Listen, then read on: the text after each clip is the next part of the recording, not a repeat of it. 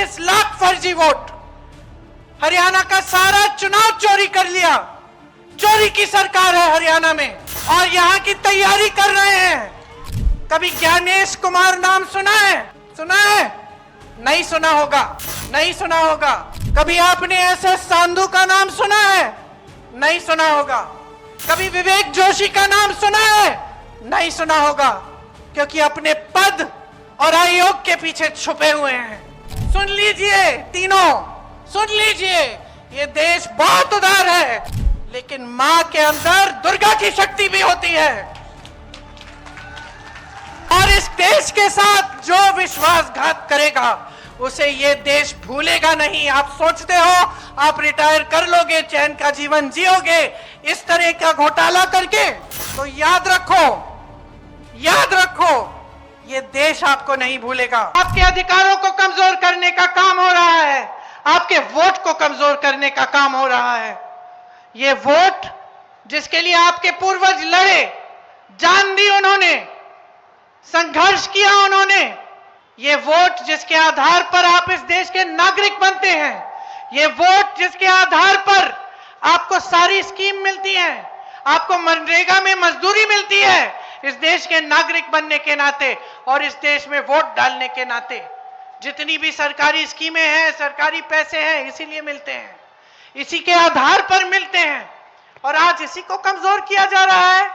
आपके 65 लाख वोट काटे हैं इस सरकार ने और इनके साथ चुनाव आयोग ने, जो इनके साथ साथ मिलजुल कर साजिश कर रहा है हमारे संविधान, हमारे देश को कमजोर करने का।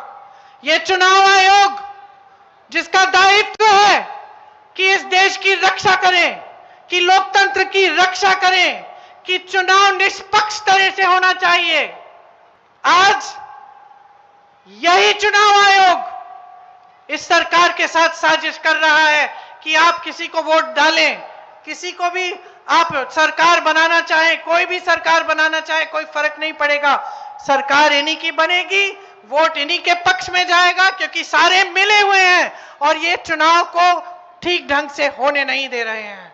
आज आपके सामने मेरे भाई राहुल गांधी ने सारी सच्चाई दिखा दी है, इनकी सारी सच्चाई सामने आ गई है।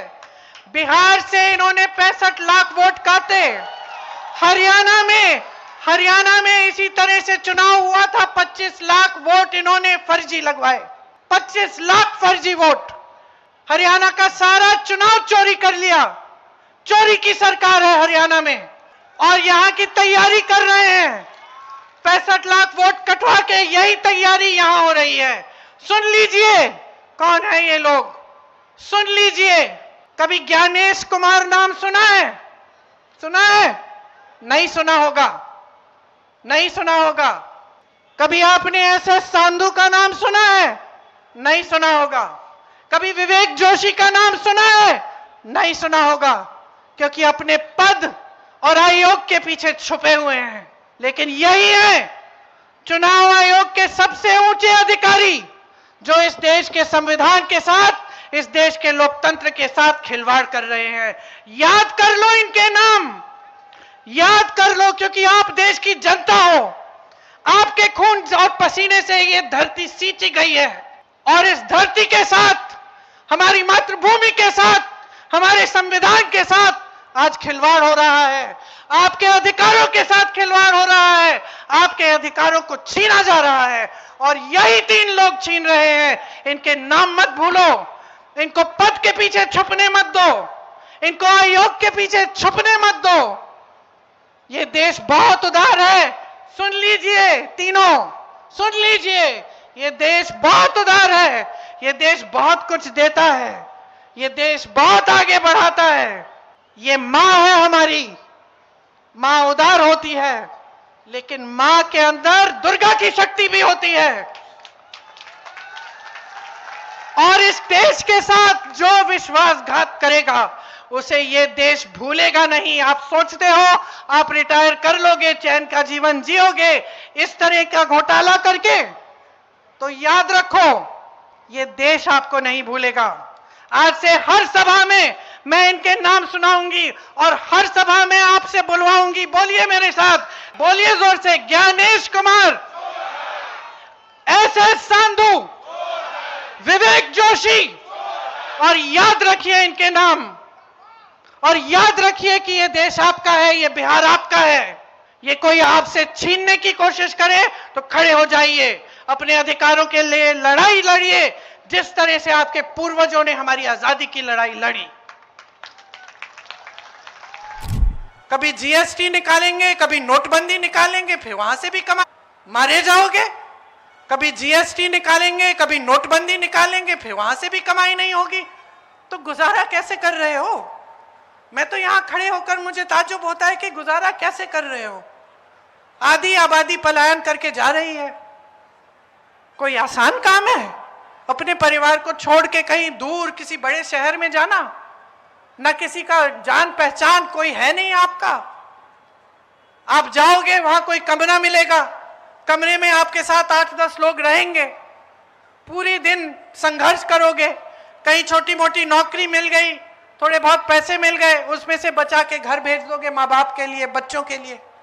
परिवार को देखोगे नहीं महीनों के लिए। बच्चे बड़े हो रहे हैं, परिवार आगे बढ़ रहा है, आप दूर हो, वापस आते हो, कुछ एक आध छुट्टी के लिए कोई त्योहार मना लेते हो, फिर वापस चले जाते हो। कोई आसान काम है? बहुत संघर्ष का काम है, बहुत मुश्किल का काम है। दिल दुखता होगा आपका, मैं जानती हूं, क्योंकि दिल्ली में बहुत मजदूर हैं बिहार के।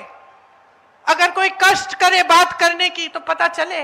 ये बड़े बड़े नेता जो आकर आपको भाषण देते हैं, भाजपा के मोदी जी, अमित शाह जी, चुनाव के समय बताओ कितने पैसे दे हम बिहार को? 50 करोड़, 75 करोड़, वाह वाह वाह वाह। अब 20 साल के लिए कहां थे? 20 साल के लिए 50 करोड़ अंबानी, 75 करोड़ अडानी, 50 करोड़ अंबानी, 100 करोड़ अडानी, यही हो रहा था। अब चुनाव आ रहा है तो आए सामने पब्लिक के, क्यों? क्योंकि वोट चाहिए। आ गए सामने मांगने के लिए, और मांगने के लिए क्या? चलिए थोड़ा सा विकास कर लेते हैं। चुनाव के 1 हफ्ते पहले महिलाओं को 10,000 बांट देंगे, अब महिलाएं हमें वोट दे देंगी। ये मानसिकता है। वहां आप बड़े बड़े शहरों में जाके संघर्ष कर रहे हो, अपने परिवारों को छोड़ रहे हो, दूर रह रहे हो, मुश्किल परिस्थितियों में अपमान सहते हो शहर के लोगों का, उल्टा सीधा बोल देते हैं, डांट देते हैं, भगा देते हैं, सह लेते हो तुम, क्योंकि मजबूरी है। मजबूरी है, कमा नहीं पा रहे हो, घर आओगे, बिहार आओगे, कमाई नहीं होगी। कोई सुनवाई है? कोई सुन रहा है? कोई समझ रहा है तुम्हारा दर्द? कोई समझ रहा है कि मेरी बहनें यहां अकेली अपने परिवार को की परवरिश कर रही हैं? सारे पति बड़े बड़े शहरों में चले गए, अकेली सब कुछ संभालती हैं। कुछ हो गया, कोई समस्या हो गई, अकेली संभालती हैं। आपको भी अच्छा नहीं लगता? आप दूर हो, बीवी अकेली है, बेचारी कुछ संभाल रही है, कोई बीमार पड़ गया है, बच्चे को ले जा रही है, भटकती भटकती के एक अस्पताल से दूसरे अस्पताल, आप वहां आ नहीं सकते। क्या जीवन है ये? कैसा जीवन है ये? इतना संघर्ष, इतनी मुश्किल, खून पसीना बहा रहे हो, फिर भी कुछ नहीं हो रहा है, तरक्की नहीं हो रही है। तो ये लोकतंत्र बना किस लिए? ये आपके पूर्वज लड़े किस लिए? ये हमारे पूर्वज शहीद किस लिए हुए? ये तो इसलिए हुए थे ताकि आपकी तरक्की हुए हो। ये तो इसलिए हुए थे ताकि आप आगे बढ़े। ये संविधान जो महात्मा गांधी ने हमें दिया, जिसके लिए जवाहरलाल नेहरू, इंदिरा गांधी, तमाम नेता लड़े, ये क्या है? ये संविधान, ये संविधान आपका अधिकार है, कमाने का अधिकार है, पैरों पे खड़े होने का अधिकार है, शिक्षा का अधिकार है, भोजन का अधिकार है, आत्मसम्मान का अधिकार है, वोट का अधिकार है, और आपसे सब कुछ छीने जा रहे हैं।